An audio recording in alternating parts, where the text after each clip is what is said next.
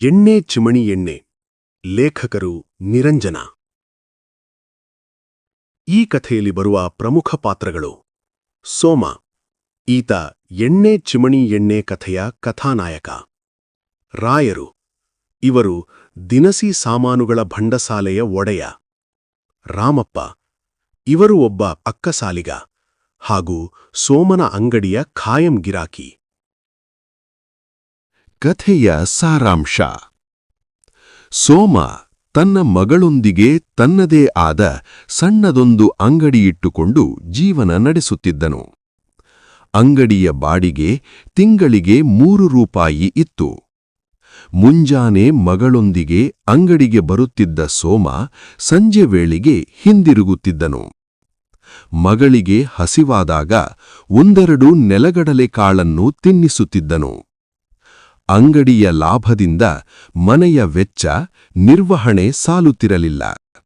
ವ್ಯಾಪಾರದ ಹಣ ಬಂಡವಾಳಕ್ಕಾಗಿ ಮತ್ತೆ ವಿನಿಯೋಗಿಸಬೇಕಿತ್ತು. ಇವನ ಅಂಗಡಿಯ ಪಕ್ಕದಲ್ಲಿದ್ದ ರಾಯರ ಭಂಡಸಾಲೆಯಿಂದ ದಿನಕ್ಕೆ ಸಾಲುವಷ್ಟು ಅಕ್ಕಿಯನ್ನು ಕೊಳ್ಳುತ್ತಿದ್ದನು. ಸೋಮನ ಹೆಂಡತಿ ಅವನ ಜೀವನದ ಉಸಿರಾಗಿದ್ದಳು. ಆದರೆ ಅವಳು 2ನೇ ಮಗುವಿಗೆ ತಾಯಿಯಾಗುವ ಸಂದರ್ಭದಲ್ಲಿ 1 ವರ್ಷದ ಹಿಂದೆ ತೀರಿಕೊಂಡಿದ್ದಳು. ಅವಳು ಇದ್ದಾಗ ಸೋಮ ಇಂಜಿನಿಯರರ ಬಂಗಲೆಯಲ್ಲಿ ಕಸಗುಡಿಸುವ ಕೆಲಸ ಮಾಡುತ್ತಿದ್ದನು. ತಿಂಗಳಿಗೆ 5 ರೂಪಾಯಿ ಸಂಬಳ ದೊರೆಯುತ್ತಿತ್ತು.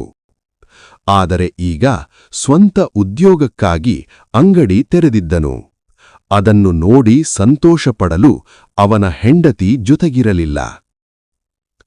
ಸೋಮನು ವಾಸವಿದ್ದ ಊರಿನಲ್ಲಿ ಆಗಾಗ ಯುದ್ಧದ ಭೀತಿ ಶುರುವಾಗುತ್ತಿತ್ತು. ಕೆಲವೊಮ್ಮೆ ಯುದ್ಧ ಯುದ್ಧ ಎಂದು ಜನರು ಹೇಳುತ್ತಿದ್ದರು. ಯುದ್ಧ ಶುರುವಾದಾಗ ಅದರ ಬಗ್ಗೆ ತಿಳಿಯಲು ಸೋಮ ಪ್ರಯತ್ನಿಸುತ್ತಿದ್ದನು. ಯುದ್ಧ ಮಾಡುವುದು ಏಕೆ ಎಂಬ ಅವನ ಪ್ರಶ್ನೆಗೆ ಉತ್ತರವಿರಲಿಲ್ಲ. ಅವನ ಅಂಗಡಿಗೆ ಪ್ರತಿದಿನದ ಗಿರಾಕಿಯಾಗಿದ್ದ ಅಕ್ಕಸಾಲಿಗ ರಾಮಪ್ಪನೊಡನೆ ಈ ವಿಚಾರವಾಗಿ ಸೋಮ ಪ್ರಶ್ನೆ ಕೇಳುತ್ತಿದ್ದನು. ಯುದ್ಧದಿಂದ ಮಂಗಳೂರಿಗೆ ವೈರಿಗಳು ಬರುವರೋ ಅಥವಾ ದವಸ ಧಾನ್ಯಗಳ ಬೆಲೆ ತಗ್ಗುವುದೋ ಎಂಬುದು ಸೋಮನ ಪ್ರಶ್ನೆಯಾಗಿತ್ತು. ಈ ಸಮಯದಲ್ಲಿ ಊರಿನ ಅಂಗಡಿಗಳ ಲೂಟಿಯಾಯಿತು. ಅಂಗಡಿಗಳಲ್ಲಿ ಇಟ್ಟಿದ್ದ ಅಕ್ಕಿಯನ್ನು ದೋಚಿದರು. ಇದಕ್ಕೆ ಹೆದರಿದ ರಾಯರು ತನ್ನ ಅಂಗಡಿಯನ್ನು ಮುಚ್ಚಿದರು. ಹೀಗಾಗಿ ದವಸ ಧಾನ್ಯಗಳು, ಎಣ್ಣೆ, ಕಾಳುಗಳ ಬೆಲೆ ಏರುತ್ತಿದೆ. ವ್ಯಾಪಾರಿಗಳು ಬಡವರನ್ನೇ ಸುಲಿಗೆ ಮಾಡುತ್ತಿದ್ದಾರೆ ಎಂದು ಆಗಾಗ ಅಕ್ಕಸಾಲಿಗ ರಾಮಪ್ಪ ಸೋಮನಿಗೆ ತಿಳಿಸುತ್ತಿದ್ದನು. ದಿನ ಕಳೆದಂತೆ ಸೋಮನ ಜೀವನ ಕಷ್ಟವಾಯಿತು.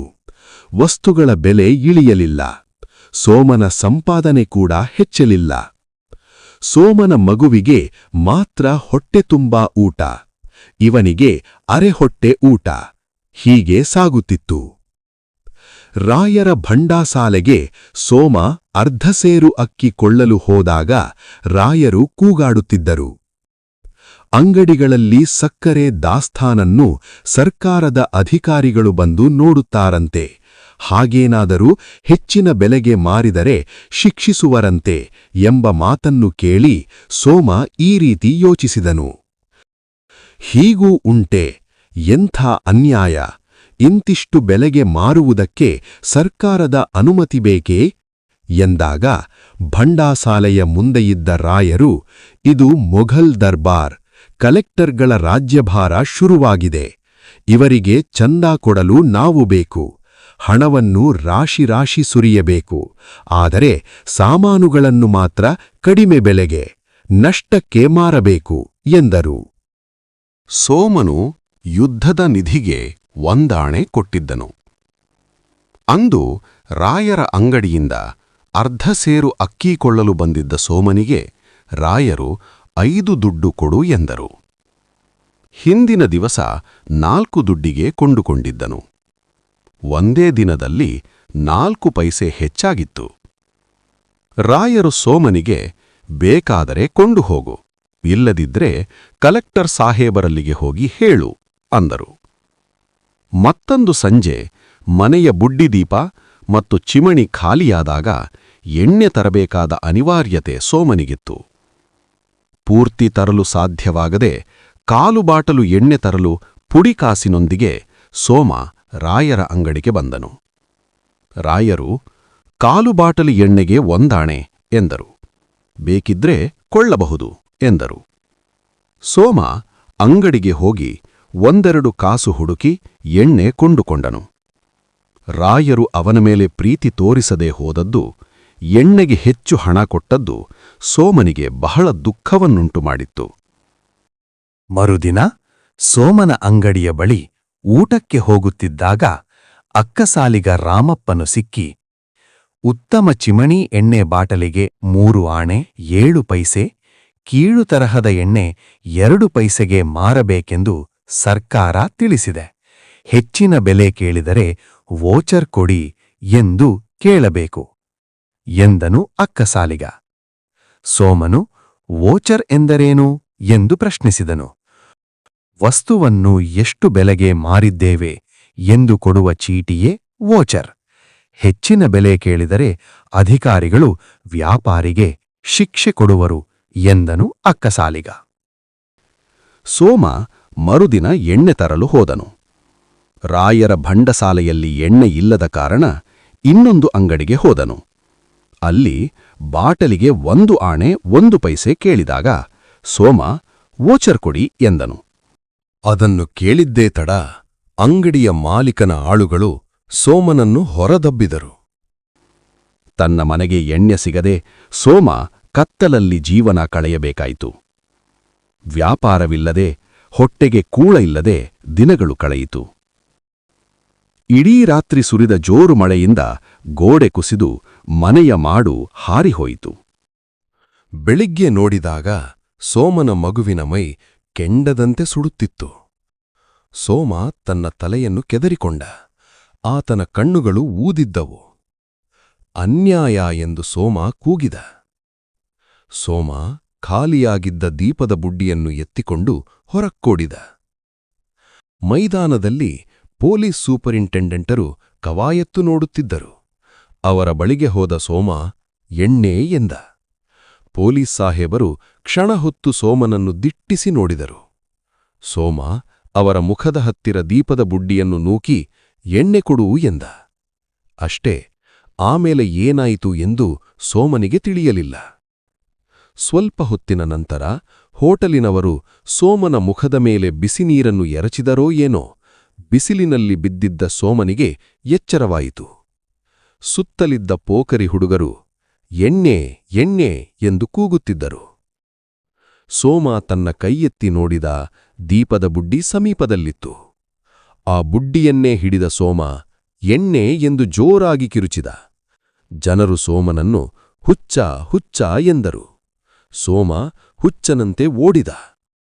ಅಷ್ಟರೊಳಗೆ ಒಂದು ಕಾರು ಬೇರೆ ಬೀದಿಯಿಂದ ಸರಕ್ಕನೆ ತಿರುಗಿ ಬಂದು ತನಗೆದುರಾದ ಸೋಮನನ್ನು ಗುದ್ದಿ ಚರಂಡಿಗೆ ಎಸೆದು ನಿಲ್ಲದೆ ಮುಂದಕ್ಕೆ ಹೋಯಿತು. ಏನಾಯಿತು ಎಂದು ನೋಡಲು ಹೋದರೆ ಸುಮ್ಮನೆ ಪೆಟ್ರೋಲ್ ಖರ್ಚು ಎಂದು ಆ ಕಾರು ಹೊರಟು ಹೋಯಿತು. ಅಷ್ಟರಲ್ಲಿ ಎಣ್ಣೆ ಚಿಮ್ಮಣಿ ಎಣ್ಣೆ ಕಥೆ ಮುಗಿಯಿತು. ಲೇಖಕರ ಪರಿಚಯ. ನಿರಂಜನ ಕನ್ನಡದ ಪ್ರತಿಭಾವಂತ ಲೇಖಕ, ಖ್ಯಾತ ಬರಹಗಾರ, ಹೋರಾಟಗಾರರಾದ ನಿರಂಜನ ಅವರು ಹುಟ್ಟಿದ್ದು ಜೂನ್ 15, 1924. ಇವರ ಸ್ಥಳ ದಕ್ಷಿಣ ಕನ್ನಡ ಜಿಲ್ಲೆಯ ಕುಕ್ಕೆ ಸುಬ್ರಹ್ಮಣ್ಯ ಸಮೀಪದ ಕುಳಕುಂದ. ಇವರ ಮೊದಲ ಹೆಸರು ಕುಳಕುಂದ ಶಿವರಾಯ. ಕುಳಕುಂದ ಶಿವರಾಯರು ನಿರಂಜನರಾದದ್ದು 1951ರಲ್ಲಿ. ನಿರಂಜನ ಅವರ ತಾಯಿ ಚೆನ್ನಮ್ಮ. ನಿರಂಜನ ಅವರು ಖ್ಯಾತ ವೈದ್ಯೆ ಹಾಗೂ ಲೇಖಕಿ ಅನುಪಮಾ ನಿರಂಜನ ಅವರೊಂದಿಗೆ ವಿವಾಹವಾದರು. ನಿರಂಜನ ಅವರು 20ನೇ ಶತಮಾನದ ಪ್ರಮುಖ ಲೇಖಕ ಮತ್ತು ಪ್ರಗತಿಪರ ಚಳುವಳಿಯ ಮುಂದಾಳಾಗಿದ್ದರು. ನಿರಂಜನ ಅವರು ಗಾಂಧೀಜಿ, ಕಾರ್ಲ್ ಮಾರ್ಕ್ಸ್, ಲೆನಿನ್ರವರ ವಿಚಾರಧಾರೆಗಳಿಂದ ಪ್ರಭಾವಿತರಾದವರು. ಶ್ರೀಯುತರು ಸುಮಾರು 5 ದಶಕಗಳ ಕಾಲ ಸಮೃದ್ಧವಾದ ಸಾಹಿತ್ಯ ಕೃಷಿಯಲ್ಲಿ ತೊಡಗಿದ್ದರು. ಇವರ ಬರವಣಿಗೆ ಕೃತಿ ಕಾದಂಬರಿ, ಸಣ್ಣ ಕಥೆಗಳು, ನಾಟಕಗಳು, ಜೀವನ ಕಥನಗಳು, ರಾಜಕೀಯ ವ್ಯಾಖ್ಯಾನಗಳು ಮತ್ತು ಭಾಷಾಂತರಗಳನ್ನು ಒಳಗೊಂಡಿವೆ. ಜೊತೆಗೆ ಕನ್ನಡ ವಾರ್ತಾಪತ್ರಿಕೆ ಮತ್ತು ನಿಯತಕಾಲಿಕೆಗಳಲ್ಲಿ ಅಂಕಣಕಾರರಾಗಿದ್ದರು.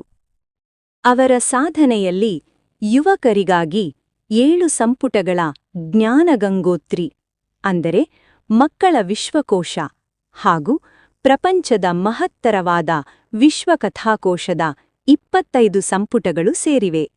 ರಾಷ್ಟ್ರಬಂಧು, ಜನಶಕ್ತಿ, ಕಣ್ಖೀರವ, ತಾಯಿನಾಡು, ಜನವಾಣಿ, ಸಂಯುಕ್ತ ಕರ್ನಾಟಕ, ವಾಣಿ, ಪ್ರಜಾಮತ, ಜ್ಞಾನಗಂಗೋತ್ರಿಯ ಕಿರಿಯರ ವಿಶ್ವಕೋಶ, ವಿಶ್ವಕಥಾಕೋಶ ಇವರ ಪ್ರಧಾನ ಸಂಪಾದಕತ್ವದಲ್ಲಿ ಹೊರಬಂದಿರುವ ಮಹತ್ತರ ಕೃತಿಗಳು. ಇವರ ಹಲವಾರು ಕೃತಿಗಳು ಇತರ ಭಾಷೆಗಳಿಗೆ ಅನುವಾದಗೊಂಡಿವೆ. ಚಿರಸ್ಮರಣೆ, ಮದರ್ ಕಾದಂಬರಿಗಳು ರಷ್ಯನ್ ಭಾಷೆಗೆ ಅನುವಾದಗೊಂಡಿವೆ. ಕರ್ನಾಟಕ ವಿಶ್ವವಿದ್ಯಾನಿಲಯ ಇವರಿಗೆ ಡಾಕ್ಟರೇಟ್ ನೀಡಿ ಗೌರವಿಸಿದೆ. ರಾಜ್ಯ ಪ್ರಶಸ್ತಿ ದೊರೆತಿದೆ. ಇವರ ಒಟ್ಟು ಕೃತಿಗಳು: ಕಾದಂಬರಿಗಳು 25, ಕಥಾಸಂಕಲನಗಳು 9, ನಾಟಕಗಳು 3, ಜೀವನಚರಿತ್ರೆ 1, ಅಂಕಣ ಸಂಕಲನಗಳು 7, ಭಾಷಾಂತರಗಳು 10. ಇವರ ಪ್ರಮುಖ ಕೃತಿಗಳು: ಬನಶಂಕರಿ, ಅಭಯ, ದೂರದ ನಕ್ಷತ್ರ, ರಂಗಮ್ಮನ ವಠಾರ, ಕೊನೆ ನಮಸ್ಕಾರ, ವಿಲಾಸಿನಿ, ನಾಸ್ತಿಕ ಕೊಟ್ಟದೇವರು, ಮಾನವನ ಪಾಡು, ಕಾಲಕ್ಷೇಪ, ಕಲ್ಯಾಣಸ್ವಾಮಿ, ಋತುರಾಜ, ಮೃತ್ಯುಂಜಯ ಮುಂತಾದವು. ಇವರು ರಚಿಸಿರುವ ನಾಟಕ ಆಹ್ವಾನ. ಇವರು ರಚಿಸಿರುವ ಸುಮಾರು 160 ಕಥೆಗಳು 2 ಭಾಗಗಳಾಗಿ ಧ್ವನಿ ಎಂಬ ಹೆಸರಿನಲ್ಲಿ 1987ರಲ್ಲಿ ಹೊರಬಂದಿವೆ.